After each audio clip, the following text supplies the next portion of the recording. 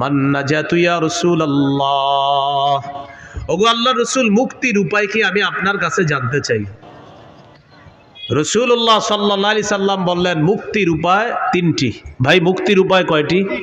তিনটি। এক নাম্বার, আমসিক আলাইকা লিসানাক, তুমি তোমার জবান সংযত রাখবা, জিহ্বা সংযত রাখবা। এটা মুক্তির এক নাম্বার উপায়। এখান থেকে বোঝা যায় জিহ্বা আপনাকে বিপদে ফেলবে। নবী বললেন মুক্তির এক নাম্বার উপায় জবান নিয়ন্ত্রণ করবা। দুই নাম্বার, ওয়ালিয়াসাকা বাইতুকা, তোমার ঘর যেন তোমার জন্য প্রশস্ত হয়। এটার উদ্দেশ্য হলো আপনি কাজ শেষ করে তাড়াতাড়ি বাসায় চলে যাবেন।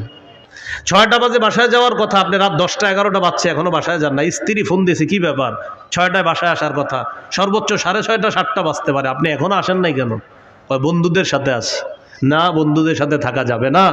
আপনার কাজ শেষ, বাসা, বাসা থেকে বের হয়েছেন কাজ, হয়তো কাজে নয়তো বাসা, নয়তো বাসা নয়তো কাজে, অন্য কোথাও থাকবেন না। নবী বলেন মুক্তির 2 নাম্বার উপায় বাসায় থাকো। কেন? কারণ বাহিরে যেই গুনাহগুলো আপনি করবেন, আপনার স্ত্রী সন্তান মা বাবার সামনে সেগুলা মন চাইলেও করতে পারবেন না। তাই নবী বললেন মুক্তির 2 নাম্বার উপায় বাসায় থাকো।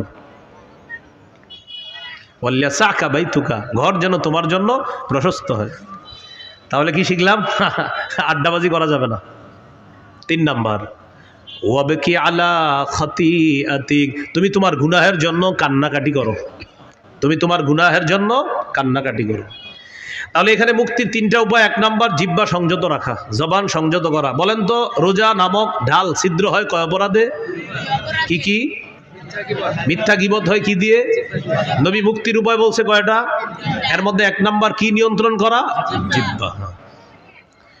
তিরমিজির হাদিস 2407 নম্বর হাদিস, 2407 এই হাদিসের মধ্যে আসছে, ক্বালা রাসূলুল্লাহ সাল্লাল্লাহু আলাইহি ওয়াসাল্লাম, ইযা আসবাহা ইবনু আদম ফাইন্নাল আ'যাআ কুল্লাহা তুকাফফিরুল লিসান ইত্তাকিল্লাহা ফীনা ফাইন্নামা নাহনু বিকা ফাইন ইসতাকামতা ইসতাকামনা ওয়া ইন ওয়াজাজতা ইওয়াজাজনা। আদম সন্তান যখন সকালে ঘুম থেকে ওঠে, আমরা যখন আগামীকাল সকালে ঘুম থেকে উঠব, আমার আপনার সমস্ত অঙ্গ প্রত্যঙ্গগুলা জিহ্বাকে ডাক দেয়। কাকে? জিহ্বাকে ডেকে বলে ইত্তাকিল্লাহা ফীনা, ও জিহ্বা আমাদের ব্যাপারে আল্লাহকে ভয় করো।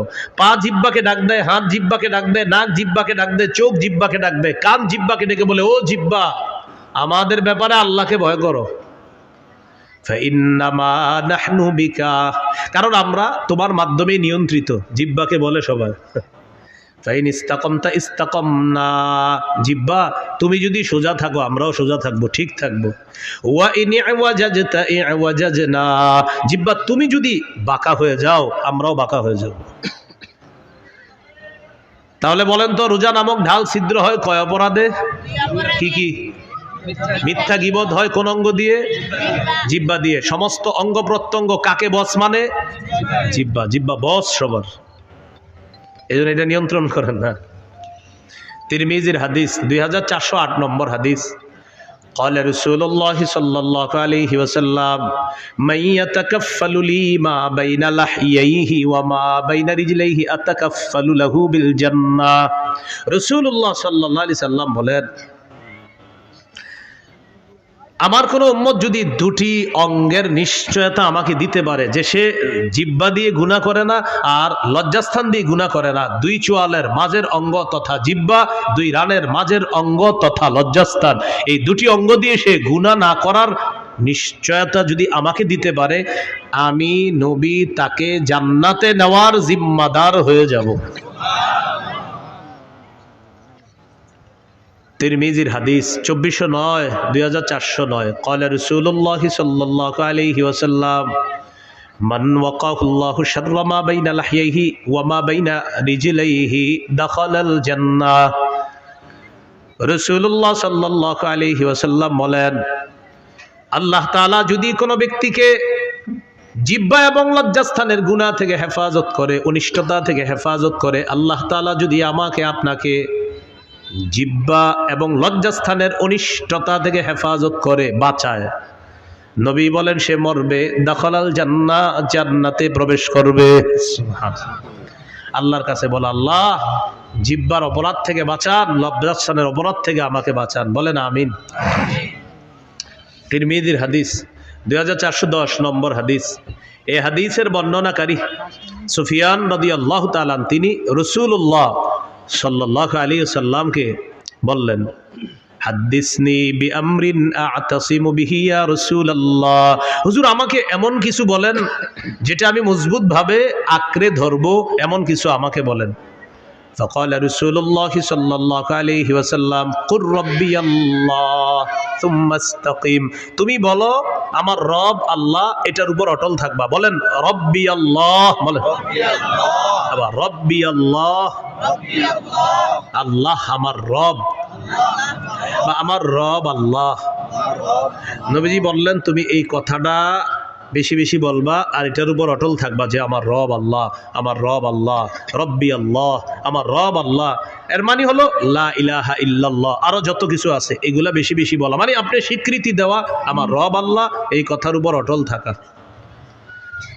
এবার সাহাবী গুরুত্বপূর্ণ একটা প্রশ্ন করলেন রাসূল সাল্লাল্লাহু আলাইহি সাল্লামকে, মা আখওয়াফু মা তাখাফু আলাইয়া ইয়া রাসূলুল্লাহ, হুজুর আমার জন্য সবচেয়ে বিপজ্জনক আপনি কি মনে করেন? নবীজিকে প্রশ্ন করলেন, ইয়া রাসূলুল্লাহ আমার জন্য সবচেয়ে বিপজ্জনক বিষয় কোনটি আপনি মনে করেন, আপনার কাছে জানতে চাই। ফাখাযা বিলিসানি নাফসিহি, নবী নিজের জিহ্বা মুবারক ধরে বললেন হাযা, এটা, হাযা এটা। নবী নিজের জিহ্বা ধরে বললেন এটা, এটা তোমার জন্য সবচেয়ে বিপজ্জনক মনে করি। কেমন যেন আমাকে আপনাকে সকলকে এটার দ্বারা আল্লাহ রাসূল হুঁশিয়ার বাণী দিচ্ছেন। এক সাহাবীকে নবীজি বলতেছেন তোমার জন্য সবচেয়ে বিপজ্জনক মনে করি, নিজের জিহ্বা দেখায় বলতেছে হাযা, এটা এটা এটা। শুধু কি সাহাবীকে বলেছেন না আমাদের সকলকে? সকলকে, এটা এটা সবচেয়ে বিপজ্জনক। তাহলে মূল কথায় চলে আসি, রোজা ছিদ্র হয় কয় অপরাধে? কি কি? মিথ্যা গীবত হয় কোন অঙ্গ দিয়ে? জিহ্বা। সবচেয়ে বিপজ্জনক অঙ্গের নাম কি? সমস্ত অঙ্গ প্রত্যঙ্গের বসের নাম কি? জিহ্বা। সবাই সকালবেলা কারে ডাকতে থাকে? জিহ্বা। তাহলে এটা বেশিরভাগ মানুষকে জাহান্নামে নিবে, আল্লাহ হেফাজত করেন। তিরমিজির হাদিস 2616 নম্বর হাদিস, 2616 হাদিসের বর্ণনাকারী মুআয ইবনে জাবাল রাদিয়াল্লাহু তাআলা তিনি বলেন, কুনতু মা রাসূলিল্লাহি সাল্লাল্লাহু আলাইহি ওয়াসাল্লাম ফি সাফারিন, আমি রাসূলুল্লাহ সাল্লাল্লাহু আলাইহি সাল্লামের সাথে এক সফরে ছিলাম। فأصبحت يوما قريبا منه ونحن نسير فأصبحت قريبا منه ونحن نسير, নবীর সাথে এক সফরে ছিলাম। সফরে চলতে চলতে একদিন সকালবেলা নবীর কাছাকাছি পৌঁছে গেলাম। বুঝছেন তো সফরটা, মানে ওই যুগের সফর কেমন হতো? কেউ হেঁটে, কেউ ঘোড়ায়, তো এইভাবে লম্বা বাহিনী। তো সাহাবী বলেন ওই সফরের মধ্যে আমিও ছিলাম। আমি একদিন নবীর কাছাকাছি চলে গেলাম সকালবেলা। সকালবেলা নবীর কাছাকাছি যাওয়ার পর আমি নবীজিকে গুরুত্বপূর্ণ একটা বিষয়ে জানতে চাইলাম। তাহলে এই বিষয়গুলো আমাদের গুরুত্ব সহকারে জানতে হবে। হ্যাঁ, সবাই খুব মন দেন। সাহাবী বললেন, আখবিরনি বিআমালিন ইউদখিলুনিল জান্নাহ ওয়া ইউবাঈদুনি মিনান নার, হুজুর আমার এমন কিছু আমল বলেন যে আমলটা আমাকে জান্নাতে প্রবেশ করাবে, জাহান্নাম থেকে আমাকে দূরে রাখবে, এমন কিছু আমাকে বলেন। ফাকালা রাসূলুল্লাহ সাল্লাল্লাহু আলাইহি ওয়াসাল্লাম, নবীজি বললেন, তা'বুদুল্লাহ লা তুশরিকু বিহি শাইআ। রাসূলুল্লাহ সাল্লাল্লাহু আলাইহি সাল্লাম বললেন, তুমি আল্লাহর ইবাদত করবা, আল্লাহর সাথে শিরিক করবা না। ওয়া তুকিমুস সালাহ, তুমি নামাজ কায়েম করবা। ওয়া তুতিজ যাকাত, তুমি যাকাত আদায় করবা। ওয়া তাহুজ্জুল বাইতা, তুমি হজ করবা। ওয়া তাসুমু রমাদান, তুমি রমজানে রোজা রাখবা। এখন বলেন তো ইসলামের মৌলিক বিধানগুলো চলে আসছে না কথার মধ্যে? রাসূলুল্লাহ সাল্লাল্লাহু আলাইহি সাল্লাম বললেন, আলা আদুল্লুকা আলা আবওয়াবিল খাইর, আচ্ছা আমি কি তোমাকে কল্যাণের দরজাসমূহের কথা বলবো না? এবার নবীজি বললেন, কল্যাণের অনেকগুলা দরজা, এর মধ্যে উল্লেখযোগ্য দরজা হলো 3টি। কল্যাণের উল্লেখযোগ্য দরজা কয়টি? 1 নাম্বার সাওমু, 1 নাম্বার কল্যাণের দরজা হলো সিয়াম, রোজা রাখা। দুই নাম্বার সাদাকাতু তুতফিউল খাতিআতা কামা ইউতফিউল মাউন নার। দুই নাম্বার কল্যাণের দরজা হলো সদকা করা। সদকা এমন একটি ইবাদত, পানি যেমন আগুনকে নিভিয়ে দেয়, সদকা মানুষের গুনাহগুলোকে ধুয়ে মুছে সাফ করে দেয়। তুতফিউ নিভিয়ে দেয়, সদকা গুনাহকে মিটিয়ে দেয়, নিভিয়ে দেয়। পানি যেমন আগুনকে নিভিয়ে দেয়, তো সদকা গুনাহকে এমন ভাবে মিটিয়ে দেয়, বিলীন করে দেয়, পানি যেমন আগুনকে বিলীন করে দেয়, মিটিয়ে দেয়। তো সদকা দুই নাম্বার দরজা। তিন নাম্বার ওয়া সালাতুর রাজুলি মি জাওফিল লাইল, রাতে তাহাজ্জুদ পড়া। কি পড়া? রাতে তাহাজ্জুদের নামাজ পড়া রাতের বেলা।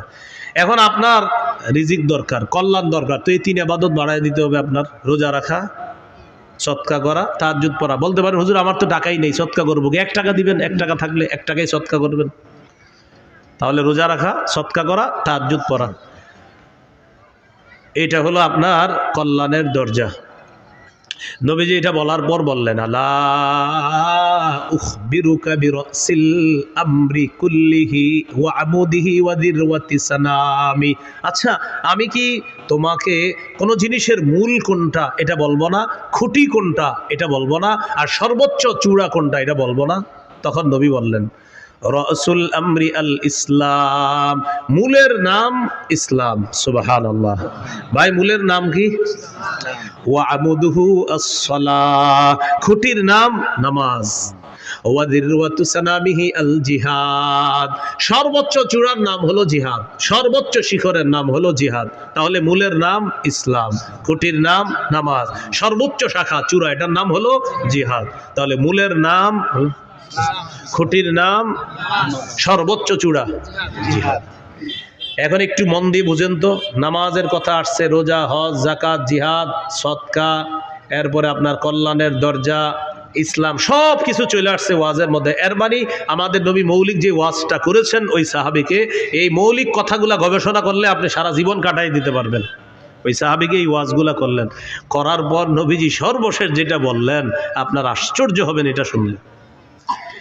নবীজি এগুলা বলার পর সাহাবীকে বললেন, আলা আদুল্লুকা আলা মালাকি যালিকা কুল্লিহি, আমি যে তোমাকে এতগুলা কথা বললাম, ইবাদত করতে বললাম, নামাজ পড়তে বললাম, যাকাত দিতে বললাম, হজ করতে বললাম, রোজা রাখতে বললাম, কল্যাণের দরজাসমূহের পরিচয় তোমাকে দিয়ে দিলাম, সদকার কথা বললাম, তাহাজ্জুদের কথা বললাম, জিহাদের কথা বললাম, খুঁটির কথা বললাম, সর্বোচ্চ চূড়া জিহাদ এটার কথাও বললাম, ইসলামের কথাও বললাম।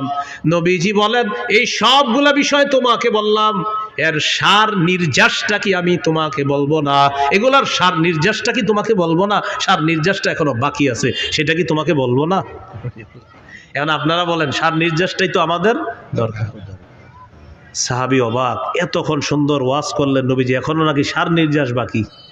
তো নবী সার নির্যাস বলার সময় বললেন, আখাযা বিল ইনসানিহি, জিহ্বা ধরলেন, ধরার পর বললেন, মুআজ কুফা আলাইকা হাযা, এটা নিয়ন্ত্রণ করো, উপরের সব ওয়াজ ঠিক থাকবে।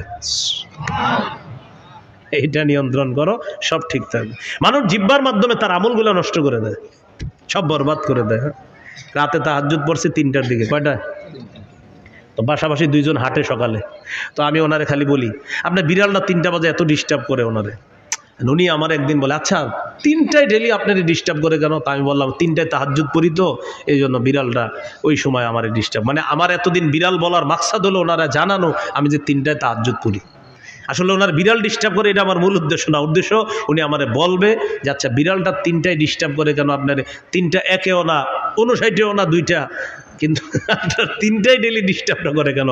আসলে ভাইজান আমি 3টায় তাহাজ্জুদ পড়ি তো, এই জন্য ডিস্টার্ব করে। উদ্দেশ্য আমি তাকে জানানো যে আমি যে তাহাজ্জুদ পড়ি, জিহ্বা রাতের আমলগুলা সব বরবাদ করে দিল। ভাই কথা বুঝে আসছেনি? তো নবীজি বললেন সব ঠিক থাকবে, এটা ঠিক রাখো। এটা সাহাবী প্রশ্ন করলেন, ইন্না লামুআখাযুনা বিমা নাতাকাল্লামু বিহি ইয়া রাসূলুল্লাহ, ইয়া রাসূলুল্লাহ, জিহ্বার অপরাধেও কি আমাদেরকে পাকড়াও করা হবে, ধরা হবে? আপনার কাছে জানতে চাই। নবীজি বললেন, হাল ইয়াকুব্বুন নাসা ফিন নারি আলা ওয়ুজুহিহিম আও আলা মানাখিরিহিম ইল্লা হাসাইদু আলসিনাতিহিম, বেশিরভাগ মানুষের মাথাটা নিচের দিকে, পাগুলা উপরের দিকে দিয়ে জাহান্নামে সেকে নিক্ষেপ করা হবে শুধু তার জিহ্বার কর্তৃত্ব ফসলের কারণে, জিহ্বার অপরাধের কারণে তাকে জাহান্নামে নিক্ষেপ করা হবে শুধুমাত্র জিহ্বার অপরাধে। তাহলে বলেন বেশিরভাগ মানুষ জাহান্নামে যাবে কোন অঙ্গের অপরাধে? রোজা ছিদ্র হয় কয় অপরাধে? কি কি? মিথ্যা গীবত হয় কোন অঙ্গ দিয়ে? জিহ্বার কারণে বেশিরভাগ মানুষ কোথায় যাবে? নবী বললেন জাহান্নাম থেকে বাঁচার ঢাল হলো রোজা। রোজা ছিদ্র হয় মিথ্যা আর গীবতের মাধ্যমে, মিথ্যা গীবত হয় জিহ্বা দিয়ে। নবী বলেন জিহ্বার কারণে বেশিরভাগ মানুষ জাহান্নামে যায়। আল্লাহ আমাদেরকে হেফাজত করেন। তাহলে জিহ্বার গুনাহ থেকে বাঁচবো তো ইনশাআল্লাহ। এই হলো সৌমের আবিধানিক অর্থ। মনে আসেনি? মনে নাই? সৌমের আবিধানিক অর্থ বিরত থাকা, আর আরেকটা হলো বললাম কথা বলা থেকে বিরত থাকাকেও সৌম বলা হয়। তো এখান থেকে বলছিলাম যদিও কথা বলা জায়েজ আছে, তো উল্টা পাল্টা কথা আমরা না বলা, কারণ এটার মাধ্যমে রোজা নামক ঢাল ছিদ্র হয়ে যাবে। পারিভাষিক অর্থ আল ইমসাক আনিল মুফাত্তিরাতিস সালাস ওয়া হিয়া আত-তাআম ওয়াশ-শারাব ওয়াল-জিমা। তিনটি জিনিস থেকে বিরত থাকার নাম মৌলিকভাবে সিয়াম। খানা পান করা, স্ত্রী সহবাস থেকে বিরত থাকা, এটার নাম হলো সিয়াম। এটা পারিভাষিক অর্থ। রমজানের রোজা যে ফরজ করা হয়েছে 4টি ধাপে ফরজ করা হয়েছে। কয় ধাপে? বাস একটু যদি আপনারা মন দিয়ে শোনেন আশা করি বিষয়গুলো ক্লিয়ার ভাবে বুঝে আসবে। একটু আমার সাথে বলেন। বলেন অভ্যাস, আদেশ, ফরজ, তবে একটু ছাড়। বলেন 4 নাম্বার ফরজ, কোনো ছাড় নাই। আবার 1 নাম্বার, বলেন 1 নম্বর অভ্যাস, 2 আদেশ, 3 ফরজ, তবে ধনীদের জন্য ছাড় ছিল। বলেন ধনীদের জন্য। 4 নাম্বার, বলেন 4 নাম্বার ধনী গরিব সবার উপর ফরজ, কোনো ছাড় নাই। এই 4টি ধাপে রমজানের রোজা ফরজ করা হয়েছে। 1 নাম্বার অভ্যাস, তিরমিজির হাদিস, 761 নম্বর হাদিস। আবু যর গিফারি রাদিয়াল্লাহু তাআলা আনহুকে রাসূলুল্লাহ সাল্লাল্লাহু আলাইহি সাল্লাম বলেন, আবু যর ইযা সুমতা মিনাশ শাহরি সালাসাতা আইয়াম, তুমি যদি প্রত্যেক মাসে 3টি রোজা থাকতে চাও, ফাসুম সালাসা আশরাতা ওয়া আরবাআ আশরাতা ওয়া খামসা আশরাতা, তুমি যদি প্রতি মাসে 3টি রোজা রাখতে চাও তাহলে 13, 14, 15 রাখবা। যদি চাও তাহলে রাখবা। অভ্যাস, মন চাইলে রাখতে পারো। তাহলে প্রথমে নবী অভ্যাস করাইলেন সাহাবায়ে কেরামকে যে তুমি যদি 3টা রোজা রাখতেই চাওই মাসে, তাহলে 13, 14, 15 আরবি মাসের এই রোজাগুলো রাখবা। আর হাদিসে আসছে মান সামা সালাসাতা আইয়ামিন মিন কুল্লি শাহরিন কানা কামান সামা দাহর, যে ব্যক্তি প্রতি আরবি মাসে 3টা রোজা রাখবে, এর মানে 3, 11, 33টা রোজা। প্রতি আরবি মাসে 3টা রোজা। মা বোনদেরকে এই কথাগুলো বললেন, তারা এই রোজাগুলো রাখতে খুব আগ্রহী। পুরুষরা হয়তো কাজ টাজ করে, অনেকে রাখে না।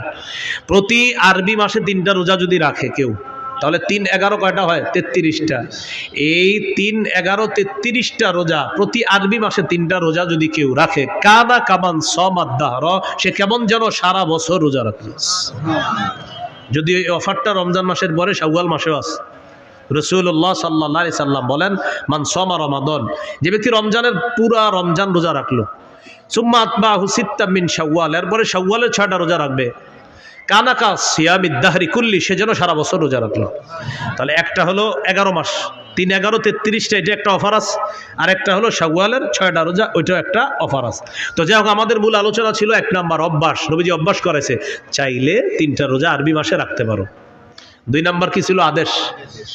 সহিহ বুখারীর 2002 নম্বর হাদিস, আয়েশা সিদ্দিকা রাদিয়াল্লাহু তাআলা আনহার বর্ণনা, তিনি বলেন, কানা ইয়াউমু আশুরা, আশুরার দিনটা এমন ছিল, তাসুমুহু কুরাইশুন ফিল জাহিলিয়াহ, জাহিলি যুগে কুরাইশরা মুহররমের 10 তারিখে রোজা রাখত।